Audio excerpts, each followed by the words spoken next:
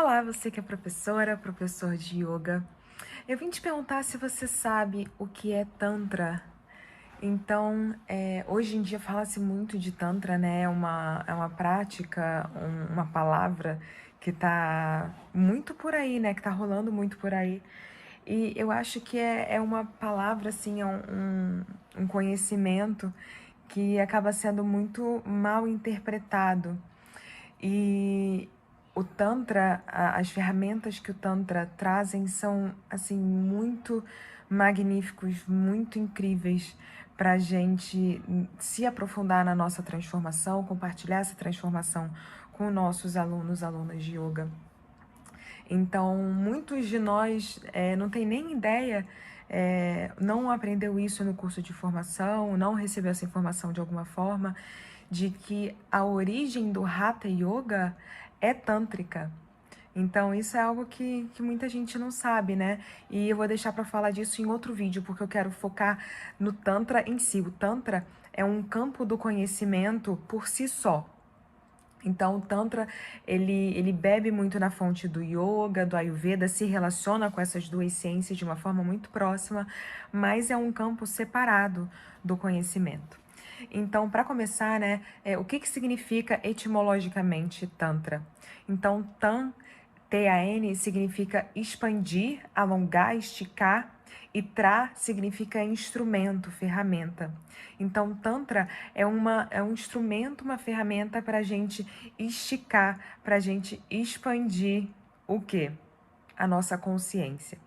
Então, Tantra, a sua essência, a sua finalidade última é que a gente consiga, que a gente aprenda, que a gente pratique e cultive essa expansão da nossa consciência em qualquer situação. Então, aí que fica o diferencial, né, em relação ao yoga clássico em sua tradição. O yoga, né, na sua tradição, acaba que a gente associa muito a Patanjali, né? Patanjali é visto pela gente como o grande pai do yoga, né? E, na verdade, isso ocorre porque Patanjali, óbvio que tem sua importância, ele sistematizou o yoga de uma maneira muito fácil de digerir. Os aforismos, né? Os sutras trazem uma clareza e uma sistematização mesmo. Patanjali fala do caminho óctuplo, então são 8 passos, são 5 yamas, 5 niyamas, e a gente gosta dessa didática, né? dessa lista, digamos assim. É fácil da gente, é mais fácil, mais tranquilo da gente digerir essa informação. Mas por que Patanjali virou essa figura tão importante no yoga? Então, Patanjali, ele foi muito... ele meio que virou, assim, uma figura mitológica por muito tempo. Por quê? Os Vaishnavas, que são, né, discípulos de Vishnu, do deus Vishnu, os Vaishnavas, eles estabeleceram Patanjali como um semideus, como uma divindade parcial, digamos assim. E por que parcial, né? Quando Patanjali surgiu, segundo a tradição Vaishnava, existem 10 deuses, 10, digamos assim, espaços disponíveis para serem ocupados para deuses. E esses 10 já estavam ocupados. Então, como não tinha mais vaga, digamos assim, estabeleceram que Patanjali seria um semideus. Só que eles eram muito, muito devotos, né? E colocavam Patanjali num lugar muito alto.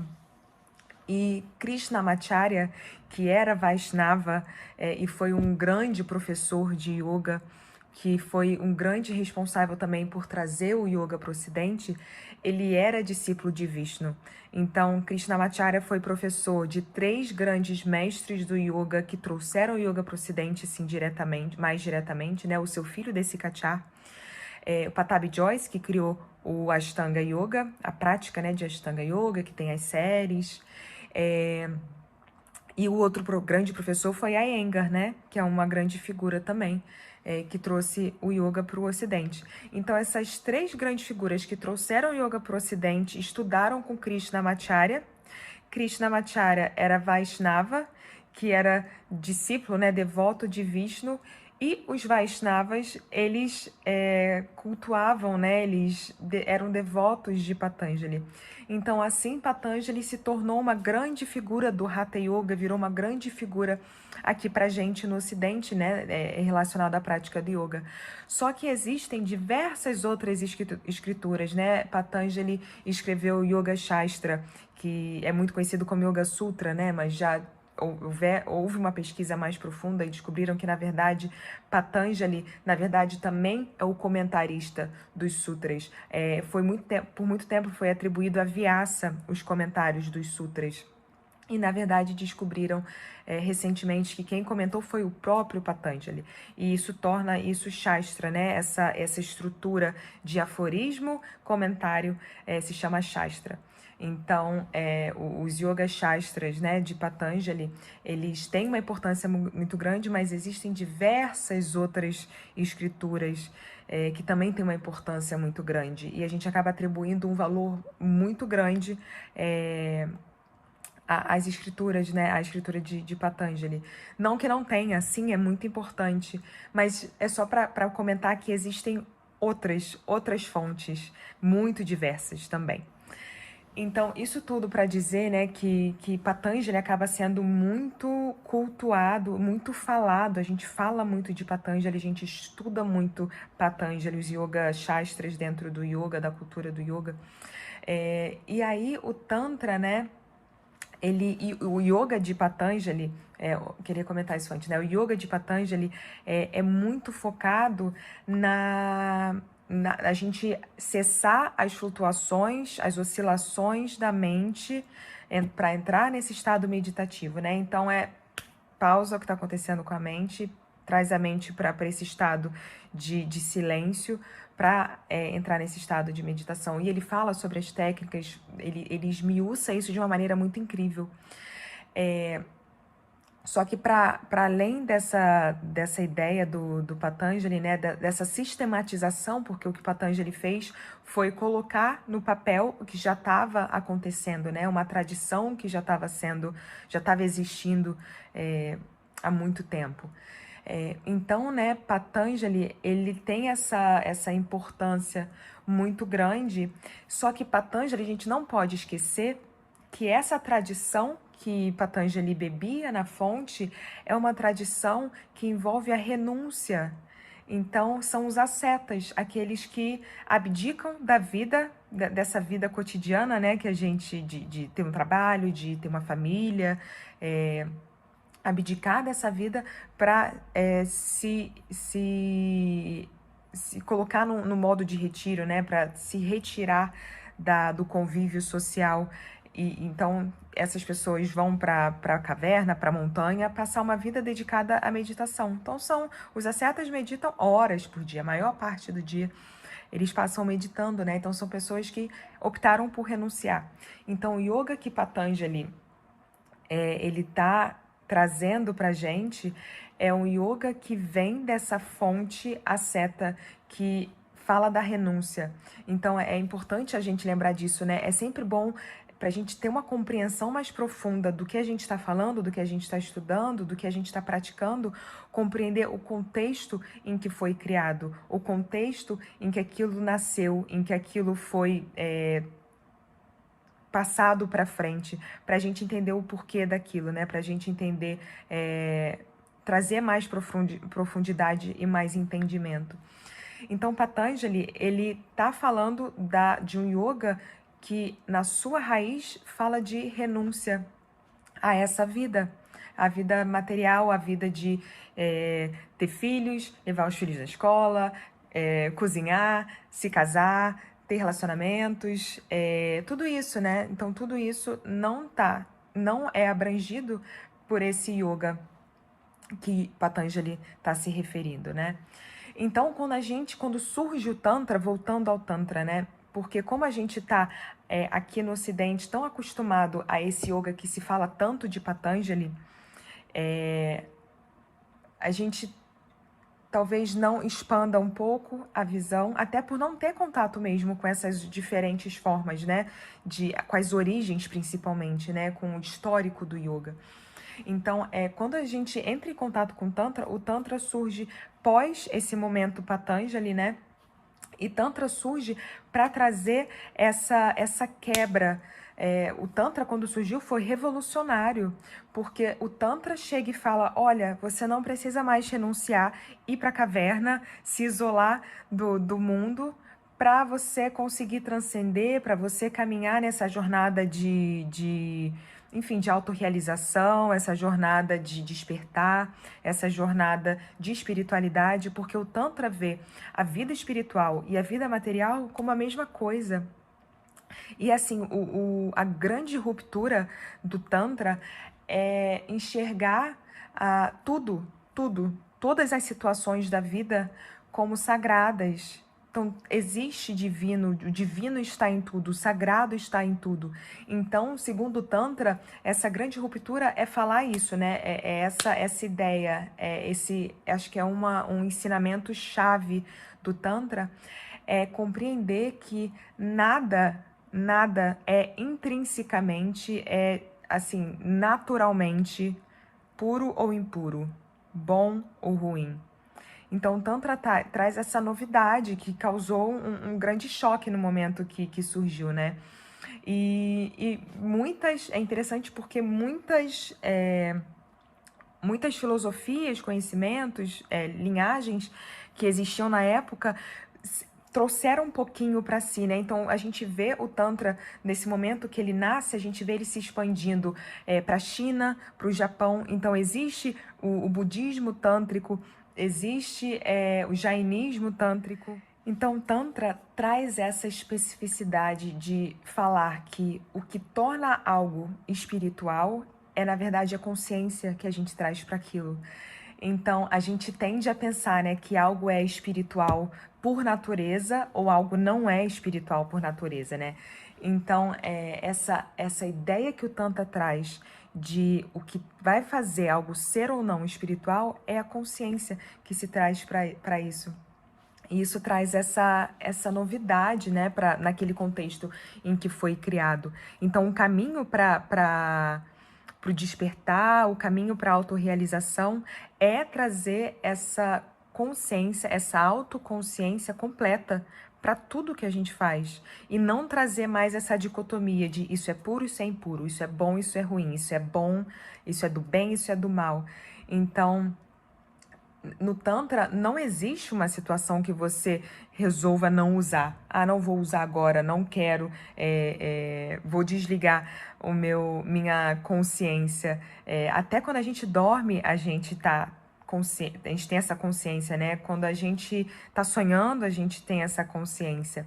Então, segundo o Tantra, a nossa prática deve refletir essa consciência, né? Então, isso que torna o Tantra único é que a gente começa a se mover para um lugar que não existe mais essa distinção de profano, sagrado. É claro que existe uma diferença entre ir para um templo que é silencioso, que as pessoas estão ali voltadas a um objetivo comum, né? De devoção, de oração. É óbvio que isso tem uma diferença de ir para uma festa com música alta, com gente dançando, bebida. É claro que são ambientes e situações muito distintas, mas o que é fundamental em termos dessa experiência, da nossa experiência nessas situações, o que muda é a nossa consciência. Então, o que o Tantra fala é que a gente tem que começar a praticar essa consciência em todos os momentos. Então, isso traz essa essência única para o Tantra, né? E as outras técnicas que já existiam antes acabam que marcam muito essa ideia de puro, impuro, sagrado, profano. Então, no yoga, na sua essência, Patanjali, quando fala de brahmacharya, essa ideia de ser, qual é a palavra, de ser celibatário, brahmacharya é se abster sexualmente, assim, 100%, não é negociável. Então, a ideia de pureza, né, que também Patanjali fala da pureza de Sautya, né, no código ético. Então, existe essa ideia no yoga clássico, né, do puro e do impuro. E o Tantra quebra com essa polarização tão grande. E a própria tradição védica é muito forte nisso, né? Se alguém toca um Brahmani, ele tem que fazer todo um ritual de purificação. Então, na prática dos Brahmanes, de ter essa noção de pureza tão forte, é claro que a prática de yoga deles vão refletir a vida deles, né? Como eles aplicam essa ideia de o que é puro, o que é impuro, o que é sagrado, o que é profano, isso vai se refletir na prática de yoga. E aí o Tantra vem e expande isso tudo, né? E explode esses conceitos todos. Então, é essa ideia do Tantra que é tão diferencial de tudo que a gente faz, a gente traz consciência. Nada é intrinsecamente, nada é em sua natureza puro ou impuro. E aí, por causa dessa ruptura, né, por causa dessa ideia de, não existe mais, a gente não deve separar essa ideia de profano e de sagrado assim, de uma maneira tão 8 e 80, né, de maneiras tão extremas, pode parecer que Tantra é uma grande festa, é um oba-oba, e na verdade não, na verdade o Tantra tem um monte de regras, tem práticas, tem uma metodologia por trás, é bem disciplinada, é uma prática bem disciplinada. Então, essa ideia de que Tantra é um grande oba-oba também é uma falsa ideia, né? E aí tem muito essa ideia do Tantra e a sexualidade. Então, isso é uma questão que sempre surge, né? A gente vê hoje por aí muito essa ideia do sexo tântrico, workshops e vivências, e esse foco tão grande na sexualidade. Segundo a tradição, a maneira que o Tantra surgiu, não existe sexo tântrico. Isso não é algo de acordo com a tradição. Existe uma ritualização da sexualidade no Tantra, sim, existe, mas é uma pequena parte do universo tântrico. A grande diferença, né, de como é visto muitas vezes hoje em dia é que o objetivo, os rituais que existem em relação à sexualidade dentro do Tantra, além de ser algo bem pequeno dentro do cenário, né, do Tantra, para além disso, o objetivo desses rituais não é melhorar a vida sexual, como muitos de nós podemos pensar, né? Mas é atingir a transcendência, é atingir essa autorrealização, atingir esse despertar.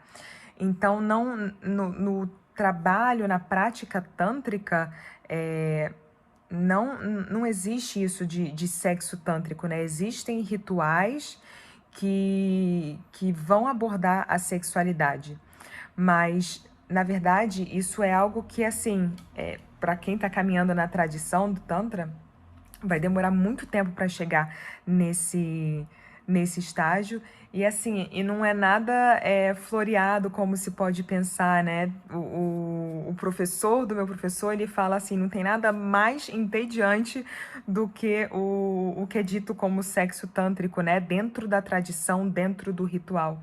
Então acaba que essa ideia de sexo tântrico foi repaginada da maneira que a gente vê por aí hoje em dia, né?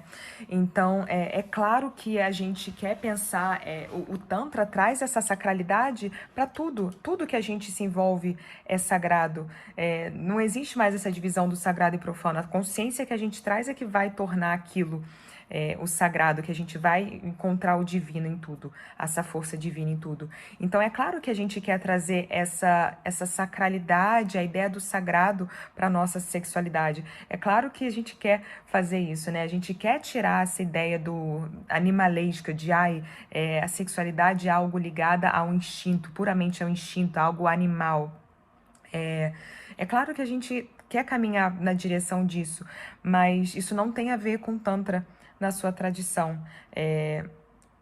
O Tantra, enfim, tem a parte sexual, porque Tantra fala de tudo, todos os aspectos da nossa vida, mas não foca na sexualidade. Então, isso acaba que é algo que é, foi assim, distorcido ao longo do tempo.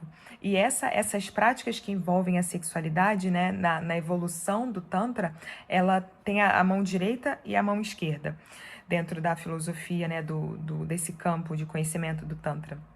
Então, as práticas que envolvem rituais ligados à sexualidade são ligados à mão esquerda do Tantra. Então, a mão direita não traz essa abordagem para a sexualidade, porque a sexualidade é apenas uma das partes da nossa vida. É importante sim, mas tem diversas outras partes importantes da nossa vida, mas não uma questão assim tão importante que se sobrepõe às outras para receber tanta atenção. É tão importante quanto todas as outras questões da nossa vida, porque é tudo sobre como a gente enxerga, sobre como a gente experiencia tudo que a gente vive, né?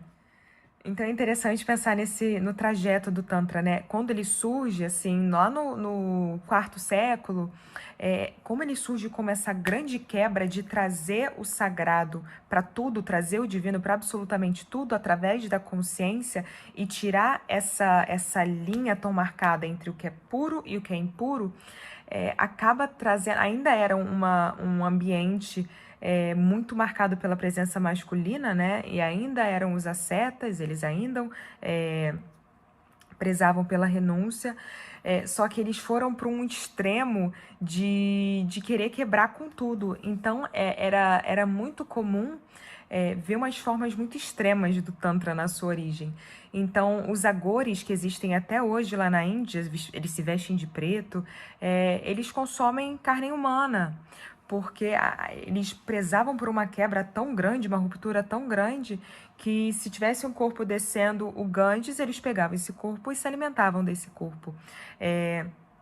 Envolvendo também rituais com consumo de fluidos humanos, então fezes, urina, sangue menstrual, sêmen. Então tinha esses rituais, né, dessa forma muito extrema do Tantra, e todas essas práticas, né, mais tarde foram chamadas de práticas da mão esquerda, e tudo isso, todas essas práticas eram realizadas de uma forma consagrada, ritualmente, de uma forma muito consciente, né? Na visão que eles tinham. Então, era aquela ideia de o quão bem você consegue manter sua equanimidade diante dessas situações tão extremas, né?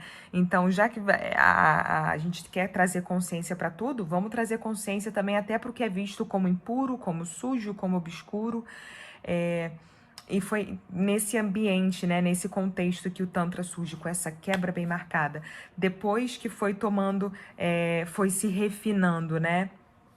Então, os agores, tem até um documentário dos agores, que fala sobre eles, né? Eles estão lá na beira do Ganges, estão lá aqueles locais, nos crematórios que são abertos ao público, né? Que tem lá na Índia, em Varanasi, em diversas outras cidades. Eles fazem o pão deles, né, o chapate deles, no mesmo lugar que os corpos são queimados, de tão focados, né, da vivência deles, da prática deles ser tão focada nessa ruptura, nessa ideia de trazer consciência para o que é visto como profano, para o que é visto como impuro, como sujo. Então, essa mão esquerda acaba indo para lugares assim bem extremos. E aí, no 9º século, vem o shaivismo da Caxemira. E aí que começa a tomar essa roupagem menos extremista, que é mais... que a gente vê... que provavelmente fez com que hoje a gente esteja falando de Tantra, graças aos shaivistas da Caxemira. Porque a partir desse momento, o Tantra, essas práticas, é uma tradição em que os professores, eles não são mais ascetas, eles não precisam mais renunciar e morar na montanha para serem praticantes. Então, nesse momento, qualquer pessoa pode ser um praticante, pode ser um professor. Então, são pessoas que não são celibatos, são pessoas que podem ser casadas, que têm filhos, que trabalham. Então, é uma perspectiva, a partir desse momento, né, que os professores, que os praticantes, eles vivem uma vida social, eles vivem uma vida que não é de isolamento, de recolhimento, a perspectiva muda completamente, né? Então, é uma orientação que toma uma outra forma. Até nesse momento, os praticantes, os primeiros praticantes nesse momento do shaivismo, da Caxemira, eles são praticantes de classes mais baixas, e o yoga, por muito tempo, eram de classes mais abastadas, né? E nesse momento também vem a figura do feminino. O feminino, ele não era considerado antes desse momento, né? E aí o divino também é o feminino, né? Mulheres sendo professoras. Enfim, nesse momento o yoga ainda é patriarcal, mas já abre-se um espaço maior para o feminino. O feminino não é mais desvalorizado como era anteriormente, né? E aí, essa ideia do feminino que começa a ser trazido com esse olhar diferente, marca um aspecto muito importante. E essa forma de lidar com o feminino que o Tantra traz, de valorizar o feminino, ainda de uma forma muito inicial, muito incipiente nesse momento, né? Mas já traz uma ruptura comparado com o contexto. E essa valorização do feminino tem uma importância muito profunda, porque quando você desvaloriza, quando o feminino é desvalorizado, isso reflete uma dificuldade muito grande em lidar com uma dificuldade ou até uma falta de habilidade em lidar com aquilo que é sensorial, lidar com aquilo que é sensual, lidar com essa parte material da vida. Então, a negação do feminino acaba sendo acompanhado por esse tipo de asceticismo, que envolve esse afastamento, essa renúncia, essa negação dos prazeres, das alegrias da vida. Então, o asceticismo é muito marcado por essa negação do prazer. E aí, o Tantra, quando traz essa perspectiva do feminino, é uma compreensão assim muito incrível, porque é a melhor maneira de expressar a natureza da consciência, a natureza da suprema realidade, porque a força divina, ela cria, ela dá vida. Então, trazer essa figura feminina é essencial para o caminho depois, né? Para trazer, para quebrar, começar, né? Porque é um momento ainda muito inicial, quebrar essa questão patriarcal dessas práticas, né? Então, o Tantra começa a enxergar o feminino como uma representação incrível do divino. E aí, quando se aceita o feminino, se aceita também uma apreciação pelo sensual, pelo aspecto sensual da vida, pelo aspecto material da vida, né? E os ascetas, eles negam tudo isso, eles negam tudo que é ligado ao feminino, negam o que é ligado à mulher. Então, na verdade, eles negam a sua própria luxúria, e aí eles colocam a culpa disso na mulher, né? Então, é uma questão de dar um toque para os ascetas, né? Tipo, tome responsabilidade, né? Por você, pelas suas escolhas. Porque na perspectiva do Tantra não existe essa ideia de impureza e de pureza que para os ascetas tinha, né? Então, se você engaja, vive a sua vida de uma maneira consciente em todas as ações, não tem nada de errado com o prazer. O que a gente não, o que não o que a gente não quer que aconteça, né, é se perder nessa busca incessante pelo prazer, porque aí não existe liberdade se existe essa busca incessante pelo prazer. E aí, Tantra é sobre liberdade, né? A gente ser livre cada vez mais. E aí, quando a gente está preso nos nossos desejos, quando a gente está preso em sentir prazer o tempo todo, na verdade, a gente tá se colocando numa prisão, a gente está se colocando dentro de uma caixinha, porque a gente não está agindo com liberdade, a gente não está agindo com livre-arbítrio. Então, segundo o Tantra, é ok ter momentos prazerosos na vida, é ok sentir prazer, só que a gente não quer que a vida se resuma a uma busca desenfreada por prazer, porque a gente está preso a gente está sendo prisioneiro disso, né? Então não tem nada de errado curtir a vida, viver uma vida extraordinária em todos os aspectos, com prazer, desde que a gente traga consciência para tudo que a gente faz, que a gente enxergue, veja o divino que a gente em tudo que a gente faz, né? Então essa mudança, essa transformação foi muito significativa nesse momento em que o Tantra surge, né? E aí depois desse momento dos shaivistas da Caxemira, vem o momento do Tantra mais clássico, né? E aí se expande, né? Se espalha por toda a Índia. E aí depois vem o Shrividya, né? Que é essa linhagem, essa prática que acabou sendo trazida até hoje, né? A gente conhece muito Tantra graças a essa linhagem do Shrividya. E não tem nada de transgressivo nesse momento já do Shrividya. O Tantra ganha uma roupagem ritualística um pouco maior, né? Práticas muito específicas, rituais muito específicos. Então tem diversas peculiaridades nesse momento do Shrividya, né? Que é a linhagem de muitos, da grande maioria dos professores, dos praticantes que se mantém até hoje dessa prática tântrica. Então, hoje eu queria trazer um pouquinho, uma pincelada desse universo do Tantra, que muitas vezes é mal compreendido, é mal visto. Às vezes a gente ouve falar de Tantra e já alia a questão sexual, quando na verdade é uma gota dentro de um oceano, que significa, né, que representa esse universo tântrico. E depois, em outro vídeo, eu volto para falar mais sobre como a origem do Hatha Yoga está ligado ao Tantra.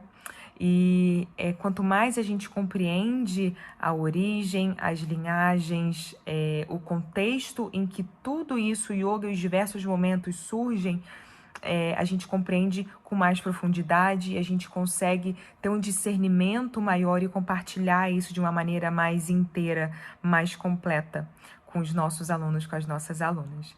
Se você tiver perguntas, sugestões, fica à vontade para deixar seu comentário. Te vejo na próxima. Namastê, gratidão.